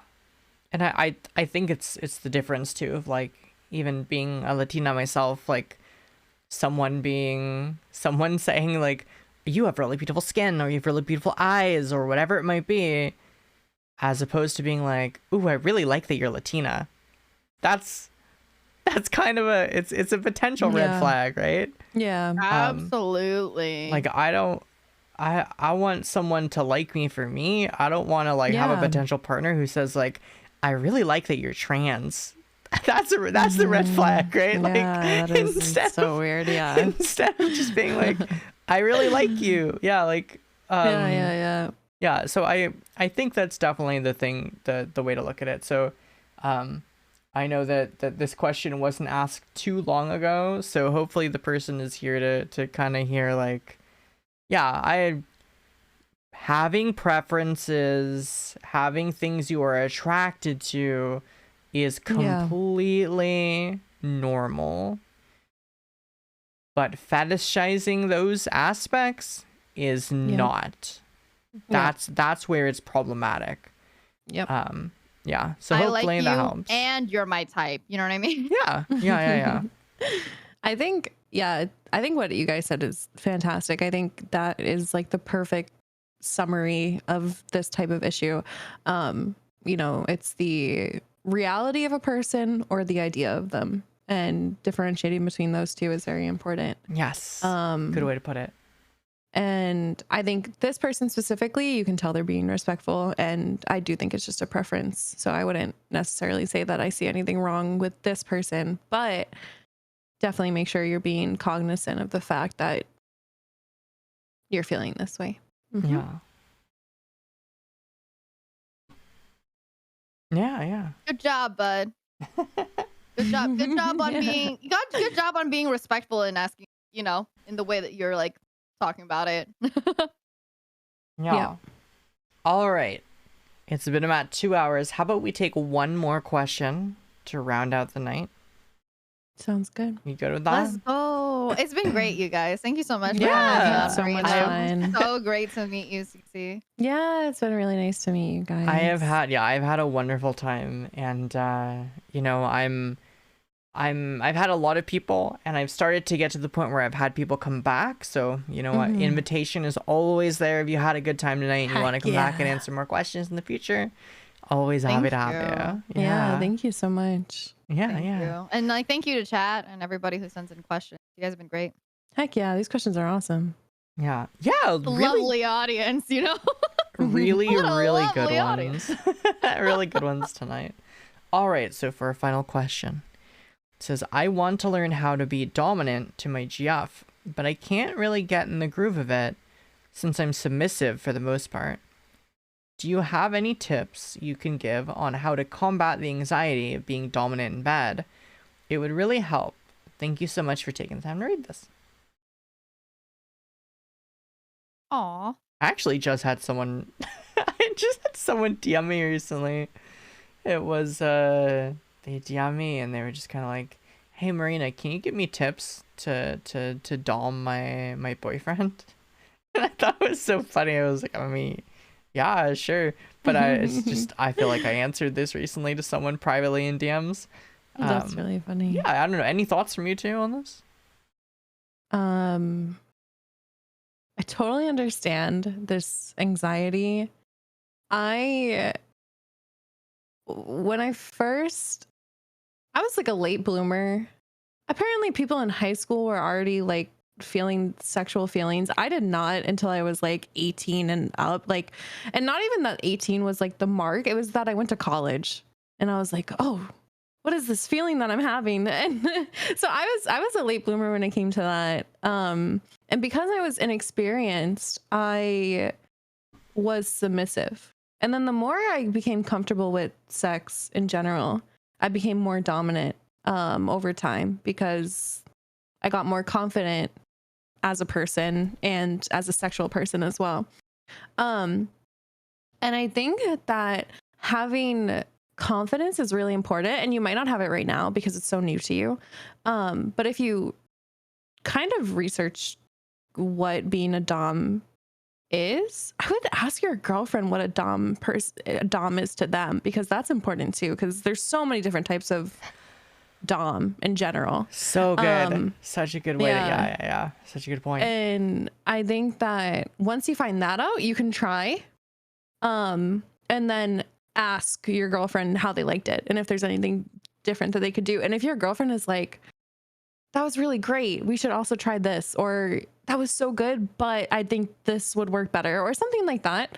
Because nothing's going to make you more confident than your girlfriend loving what you're doing or being supportive of an attempt that you try. And I think that is something that will definitely make you feel better. Take it one step at a time. It doesn't always have to be just during like the idea session, pre or post of intercourse or any type of sex. Could be some small things during the day that you think, because again, dominance means so many different things to so many different people. Like for me, being a dominant, that means like, all right, I'm taking care of you. That can mean that also. Maybe sometimes during the day of doing something that you think maybe your partner would deem a dominant person would do. It doesn't always have to be during that. And then because of that, just building up to it, even during that, taking small steps throughout the way, like maybe maybe asking like, hey, I want to be on, like, maybe that's the issue, right? Like, hey, I want to be on top. Can we like, can I go on top of you real quick? Like, if it's more kind of like that, small steps. It doesn't have to be a really big thing. It doesn't have to be something that seems like a mountain that you have to be anxious about. Just the smallest step can be a really good basic movement that will give you more confidence into continuing and practicing with. Yeah. I think what you said have been good. I think I see Plague Bunny is saying they're the person who asked the question. Thank you for letting us know. Yeah, I think so definitely seems like this is something you want to do, I'm assuming, not like something you feel like you're being pressured into or anything like that, because that was going to be one of the things that I would say, is that you definitely want to make sure you know what I mean, you definitely want to make sure that you are doing something because you want to do it, and not because there is like any sense of like feeling pressured because someone is asking you to do something you don't want to do, because that has to be communicated, because sometimes a partner will say, hey, I really want you to try this, and you may be open to it, but if you're not, that's okay too, right? As far as how to be dominant, a lot of it is confidence, and it's that fake it till you make it kind of thing. It's confidence. It's having the confidence to just look at someone in the eye and tell them to do something, right? That is something that is incredibly hot to someone who is submissive, right? And that's kind of the baseline where I'll say, because going from there, it kind of comes down to just what a partner wants, right? Like, what is their version of dominance to them, right? Yeah. There is very soft doming. There's like simply taking the lead is like a form of dominance. Yeah, But- initiating. Yeah. But there's soft doming. There's more harder types of doming. There's all kinds of different things that people are into. All different kinds of play, right? It doesn't all have to be sexual. For example, there are things like getting specific candles for this, not just any old candles. Getting like specific candles for wax play is like a form of dominance and submission that can be like something that can be sexy to someone. Yeah, that's something to consider or to look at.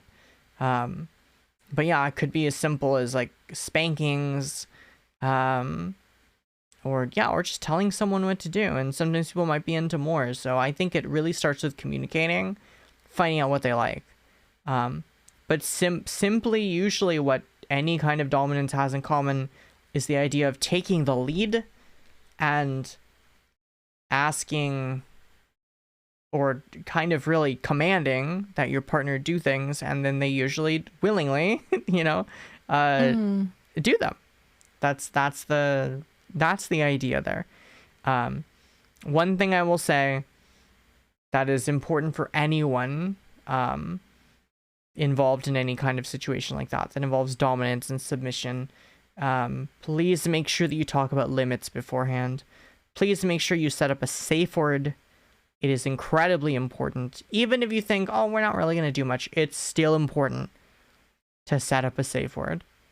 Because it's just a safety thing, right? It's the same thing. It's the same thing with like, if you were doing Shibari rope play, doesn't matter how experienced you are, you want to have a pair of safety shears nearby.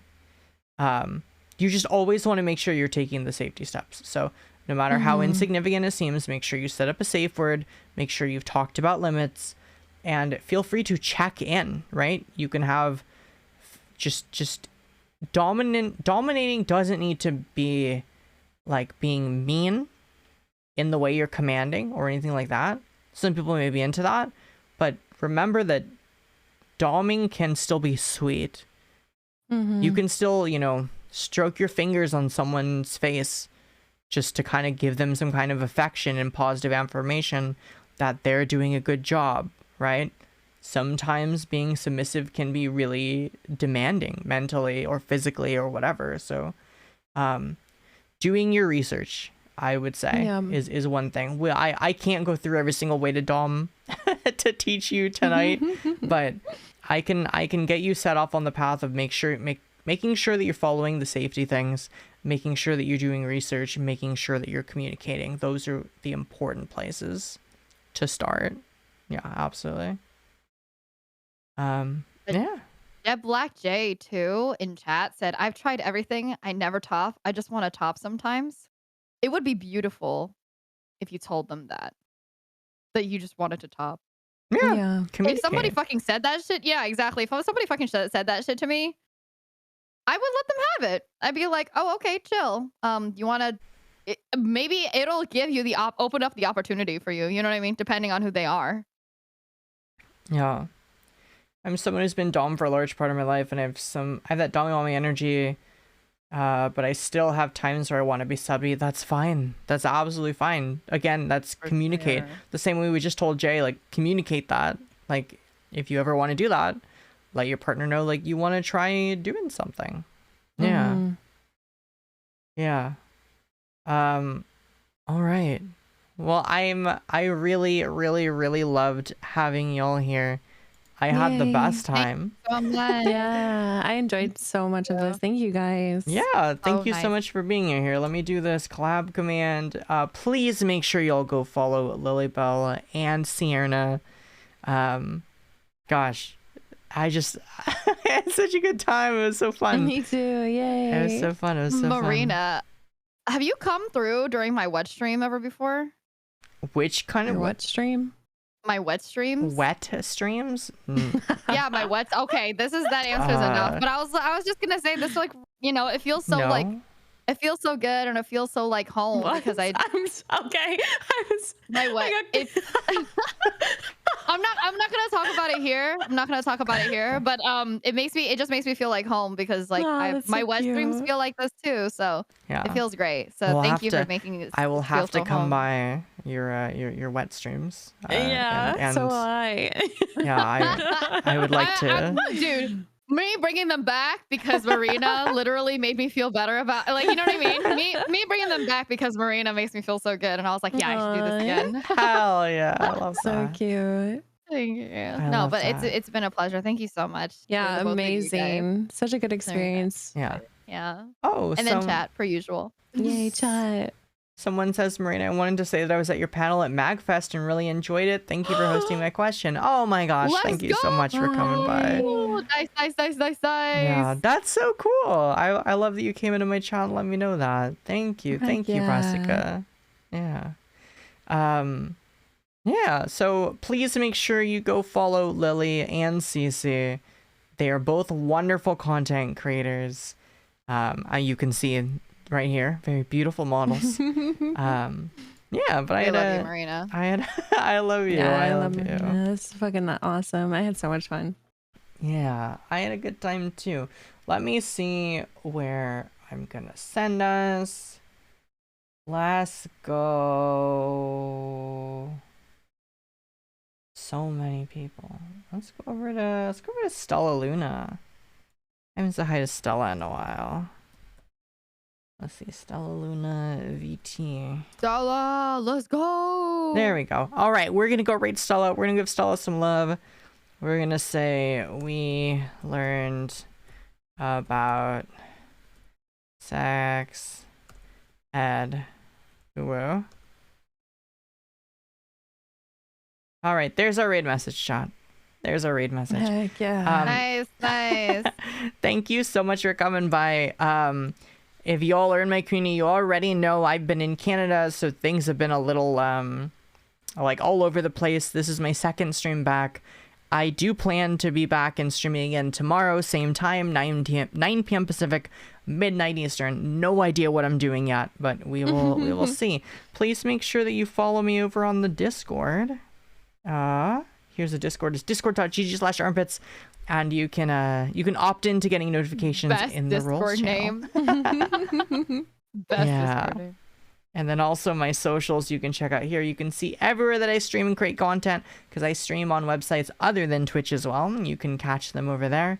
Yeah, but I had such a wonderful time. Oh my god, and Fen, thank you for the raid. I almost forgot to say that because we were in the middle of conversation when I noticed. Fanzy, there we go. Please make sure you follow Fan as well. Fan is the lovely elf whose apartment I have crawled into. Aww. So, Nice. yeah.